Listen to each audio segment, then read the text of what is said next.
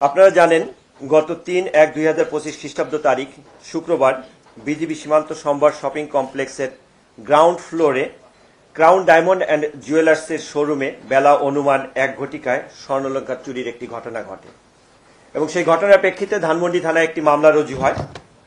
মূলত শুক্রবার জুম্মার দিন শোরুমের কর্মচারী তারা যখন নামাজে যায় শাটারটা টেনে তালাবদ্ধ করে রেখে যায়, তখন একটি সংঘবদ্ধ চোর দল সেখানে এসে তালা কেটে চুরির ঘটনাটি সংঘটন করে।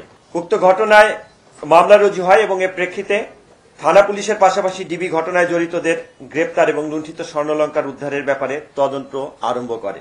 ঢাকা মহানগর পুলিশের গোয়েন্দা বিভাগ ঘটনাস্থল হতে ক্লু হিসাবে শুধুমাত্র একটি ভিডিও ফুটেজ সংগ্রহ করে। ভিডিও ফুটেজ পর্যালোচনায় আমরা দেখতে পাই এক অভিনব পদ্ধতিতে শোরুমের শাটার কেটে ভিতরে প্রবেশ করে মাত্র ৮ মিনিটের মধ্যে স্বর্ণালংকার সহ সংঘবদ্ধ চোরাই দল পালিয়ে যায়। এক্ষেত্রে একজন একটি চাদর দিয়ে শেড তৈরি করে, চাদর নাড়াচাড়া করতে থাকে। চাদরের আড়ালে অপর একজন দ্রুত তালা কেটে শাটার কেটে ভিতরে প্রবেশ করে। তৃতীয় যে ব্যক্তি শোরুমের ভিতরে প্রবেশ করে তিনি আনলকড ডিসপ্লে হতে স্বর্ণালংকার বের করে একটি হ্যাভারসেক ব্যাগে ভর্তি করে দ্রুত পালিয়ে যায়। এছাড়া আরো কয়েকজনকে শোরুমের প্যাসেজে ঘোরাঘুরি করতে দেখা যায়।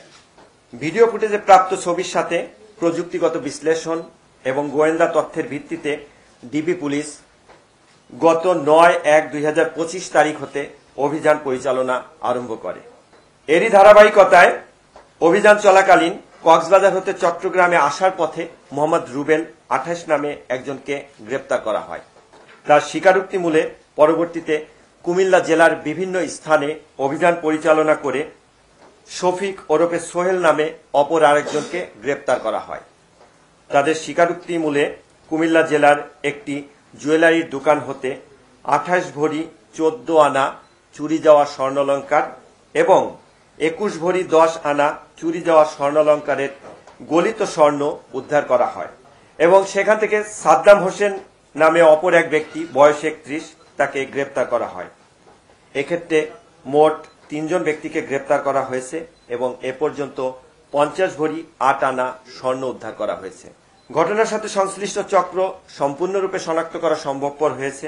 চক্রের অন্যান্য সদস্য গ্রেপ্তার এবং অবশিষ্ট স্বর্ণালংকার উদ্ধারের জন্য অভিযান এবং অন্যান্য কার্যক্রম অব্যাহত রয়েছে।